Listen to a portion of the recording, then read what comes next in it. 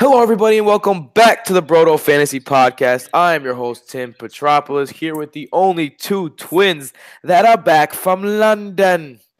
Oh yeah, Fish and chips, mate. You guys were in London.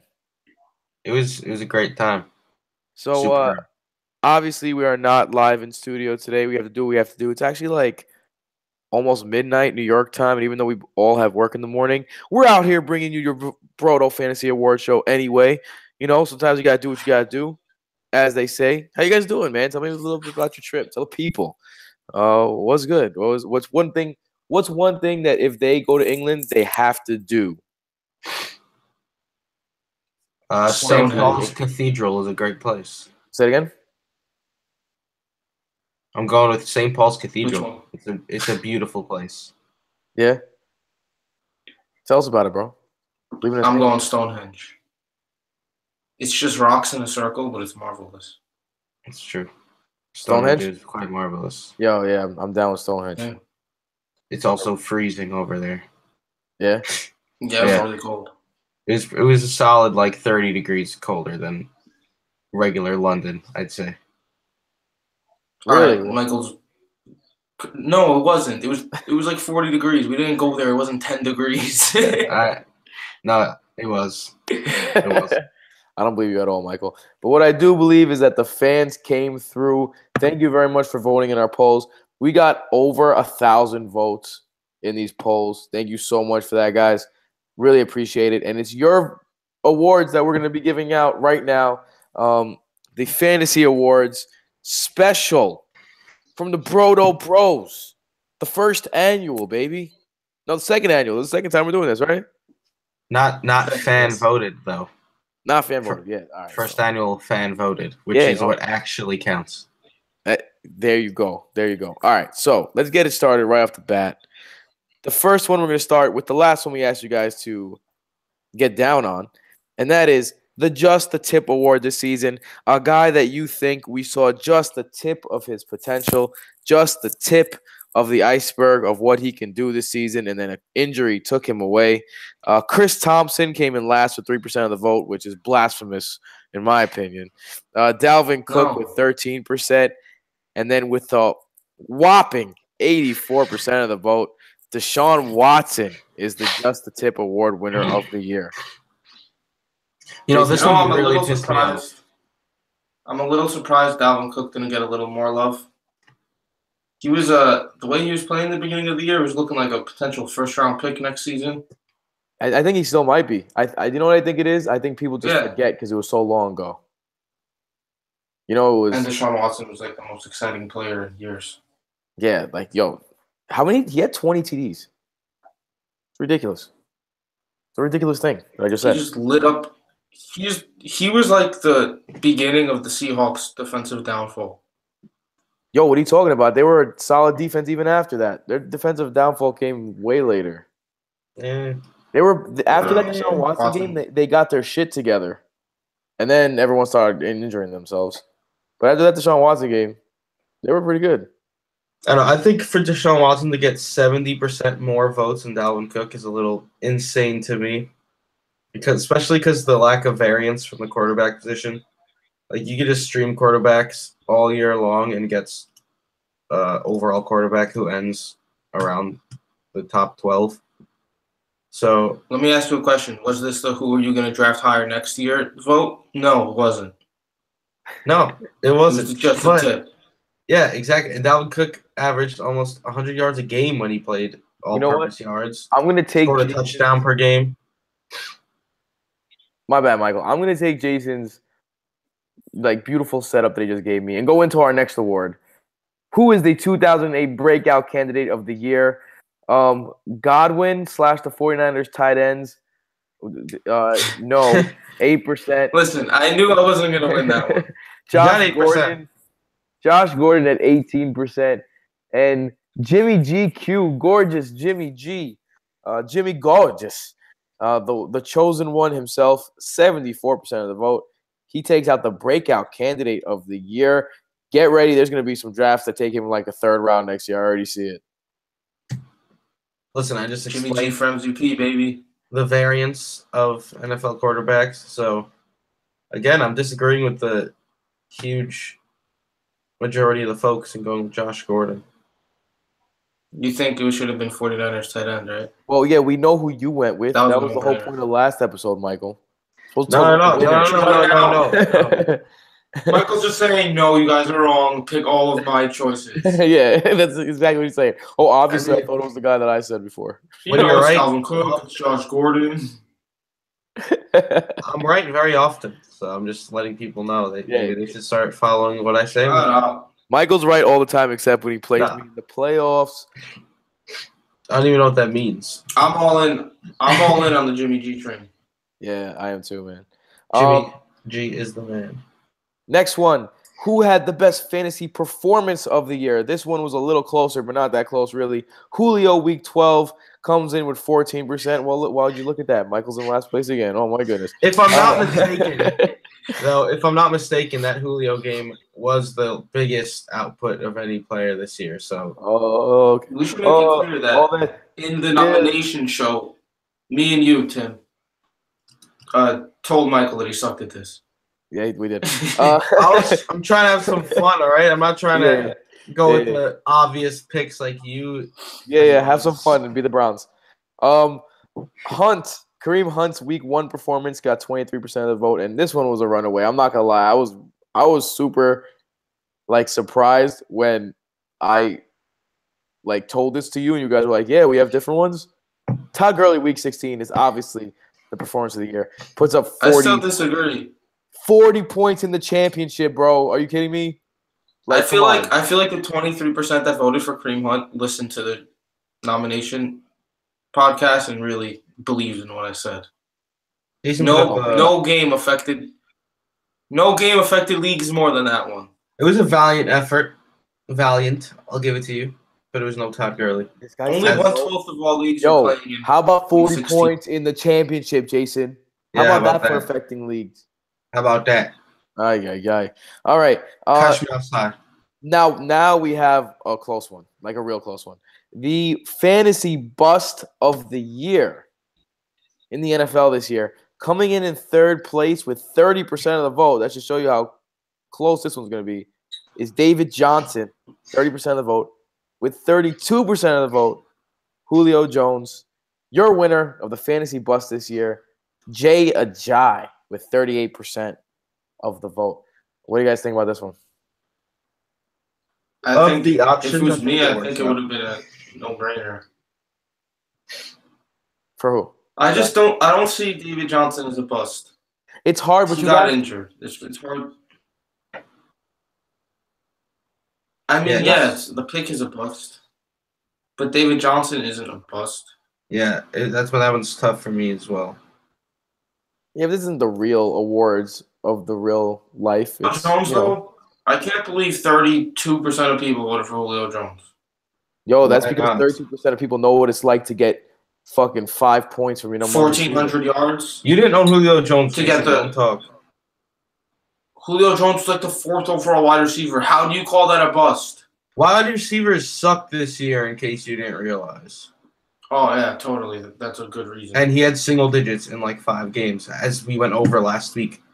Yeah, whenever you recorded, so shut up. You've come back and you're talking way more properly. You're enunciating really well. I don't even know what that means, but thanks, Tim. I think it's a compliment. Here's another compliment. Who's the fantasy rookie of the year? Saints defense, 4%. You gotta vote, Tim. You gotta vote. Kind of went out on a limb on that one. I honestly can't believe I even got 4% on that one. For those 4%, I don't know if you were just fucking around or what, but thanks. Kareem Hunt. They were scrolling through Twitter and hit it by accident. Yeah, right. Kareem Hunt, 16%. And Alvin Kamara. This was a crazy one because Hunt had a really good year. Alvin Kamara runs away with the fantasy rookie of the year. 80% of the vote for Alvin Kamara. Pretty crazy. Michael traded for Alvin Kamara around week 6, which is the week that he really busted loose. Right before the week he busted loose. Michael, what was it like to have all good Kamara and no bad Kamara? Dude, it was glorious.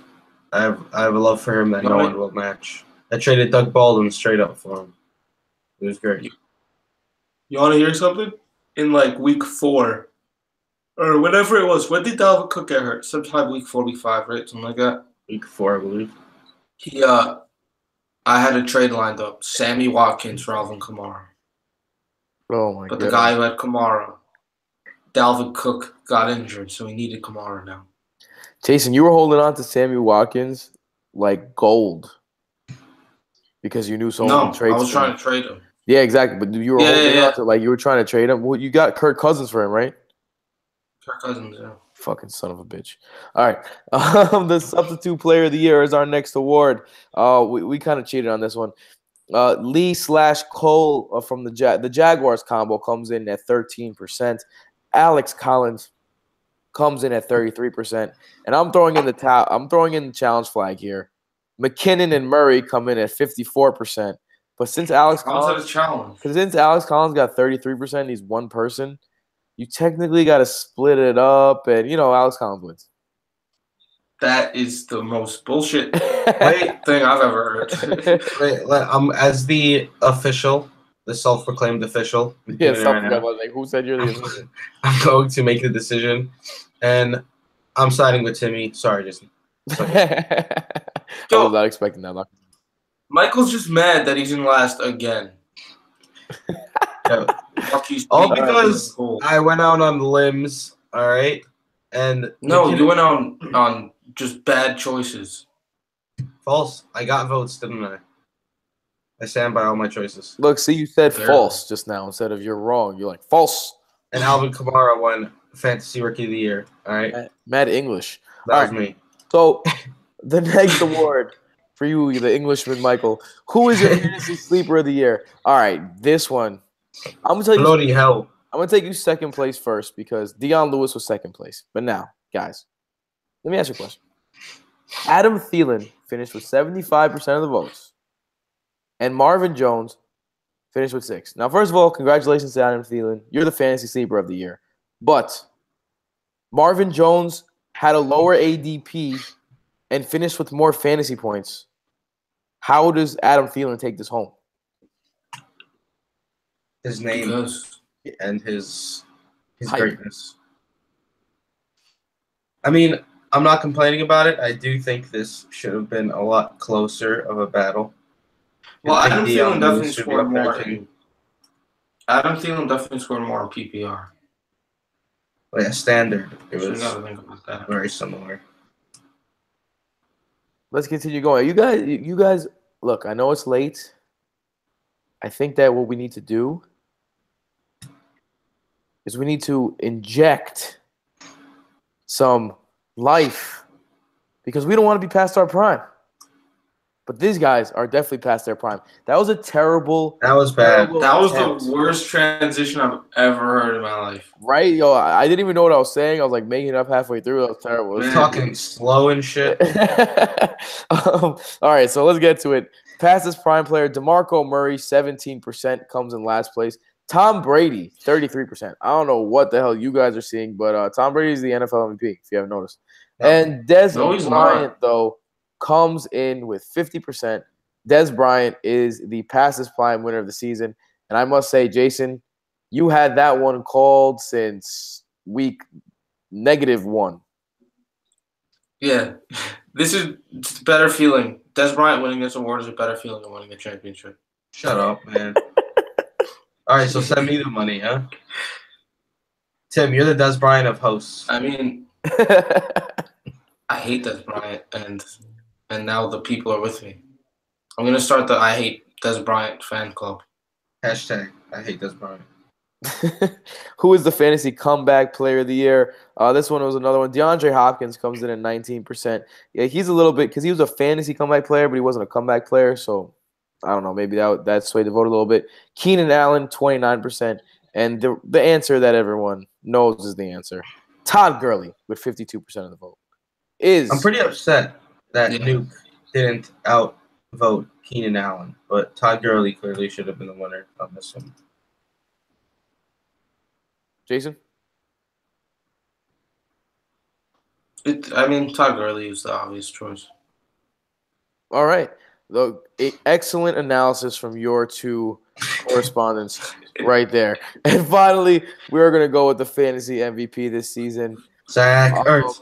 Zach Ertz. Zach Ertz. Zach Ertz. Zach Ertz. Whatever told Michael that it was a good idea to put Zach Ertz in this poll? The number one comment we got about all these polls was not like an argument or anything. It was, who the fuck put Zach Ertz in this poll? That's the number one comment we got. No lie. Listen, Zach Ertz got 9% of the votes, guys. That means 12 different people clicked on his name and said yes. So I have some support here, and I'm holding on to it. Okay. Zach Ertz, 9% of the vote. Kamara comes in with 20% of the vote, and the man should need no introductions. This season, 1,305 rushing yards with 13 rushing TDs, 87 targets, 64 receptions, 788 receiving yards, 6 receiving touchdowns. The man, the myth, the legend. 351 total points in half-point PBR. Todd Gurley is your fantasy MVP for the season. Yeah. Gotta say, I wasn't expecting that one in the beginning of the year. Not at all. Sean McVay is the truth. I thought he'd be good, but definitely not like number one overall player status. Yeah, for sure. Jason? If there's a Sean McVay, there's a way. I like that. And most importantly, with those last 2 victories, my people got 5 wins. So Tim is the champion of champions. I mean, I want to thank, first of all, I want to thank the Lord. That she came out with a new album. I want to thank the Academy, of course. Get it? Do you guys get it? Lord is the singer. Yes. I want to thank the Academy. Yes. The Academy, the ones that drop Anvil on Bugs Bunny's heads. I want to thank my mom, my dad, my sisters, Michael and Jason. Oh snap! Nah. All right. Anyway, this is getting ridiculous now. All right. So, so guys, this is obviously our last Broto episode for the football season. We want to thank you for joining us. We want to thank you for giving us your support. We grew a lot this year, and we hope to grow even more in the coming years. And don't forget, for you fantasy baseball heads out there, there's going to be some fantasy baseball gold being spit on this podcast. Like, you guys have no idea. If you would have listened to us last year, there would be no way you would not have won your championship. Like, the fantasy advice in baseball is that gold, and it's a guarantee. Like, football is good, real good, but the fantasy baseball advice is like top notch. Michael and Jason are gonna run that show, and we don't know what our start date is yet, but we will keep you updated. Listen to Veterans Minimum to keep updated with that stuff, and we'll keep you updated at the end of every single show. At Veterans Minimum is, of course, the Twitter handle. Michael, where can they find you? At Mike_Petrop. Jason? At Jason Petrop. And you can find me at Tim Petrop on all social media outlets, but only real frisky. Also, Gold Sounds Bar in Brooklyn. Johnny Petrop is playing. Come see him. Broto fans representing for the 4th bro in the Petrop Blues clan. We are going to – he's a rapper. I'm going to be on stage 2 with him. Hype man extraordinaire. Come see us. At Veterans Minimum, again, follow us for all the updates at Broto Fantasy for all the updates here as well. Good luck this weekend if you're betting. Who you guys got this weekend? I'm going Jags. I got the Jags by 2. I mean, my heart. I'm going the Jags. My heart says Jags, but the Pats are gonna win. And I got the Vikings. I believed in the Jags, but I gotta give a shout out to this guy on Twitter, Warren Sharp. He's like a statistical whiz, and he looked into the Jaguars' pass defense, and they're number 1 in the league when facing 3 or more wide receivers. But when facing 1 or 2, they're 20th in the league. That's their weakness. Their linebackers can't guard anyone. And that's what the Patriots are going to do. They're going to attack with running backs and tight ends. So when I figured that out, I was like, no, got to go Patriots on this one. Interesting. Yeah, I really hope the Jaguars win, but I think it's Pats. But yeah, the Vikings are going to win by like 16 points, in my opinion. I don't even think it's going to be that close. Vikings gonna win. I think that the Pats squeeze one out. I do. I think the Jags give them a run for their money. I'm taking the Jags plus 7.5 on the spread. I like the Vikings too, man. I think the Vikings just have that smell of special. You know what I'm saying? Brady, you know what sucks? I think the Saints were the best team in the playoffs. Yeah. And they lost on that Stephon Diggs catch. Man, you don't gotta tell me, man. Do you know how much of a genius I would have felt like if I would have called the Saints winning the Super Bowl in Week 4? I would have felt like the ultimate, like no one could touch me. You would have called the Vikings would have been pretty nice too. Yeah, I know, but I didn't. I called the Saints, so suck it. You would have called Case Keenum in like Week 4. You'd be a fucking genius. Anyway, I'm a genius anyway. What about anyway. the Jaguars? Yeah, we're the fucking Jaguars. Listen, on the podcast, I'm the only person that picked the Jaguars. I picked them to finish 8-8. And everyone called me crazy. Like, where do you see 8 wins out of this team? Like, well, fucking there was 10. So, and 10 plus some. All right. So, peace out, everyone, and enjoy football this weekend. Enjoy everything, and make sure to come back to us for fantasy baseball season. Even if you've never played fantasy baseball before, we will guide you to a championship. I promise you. I promise you. Anyway. Yes, the main thing in fantasy baseball is that it's too much work because people play every day or whatever. Fine. Then just set your lineup listen to us, set your lineup for the week, and then leave it at that. We're going to do the heavy lifting. You just got to listen for an hour a week. Amen. Yeah, fantasy baseball is some intricate ass shit, yo. But these two guys right here, for real, and I hate giving them compliments, but I'm gonna do it anyway. Nah, for real though, they are very good with the intricate stuff, even in just general life. So fantasy baseball is right up their alley. Get familiar. I can't say it again. Anyway, we love you guys. Thank you for tuning in, and sayonara. Later. Later.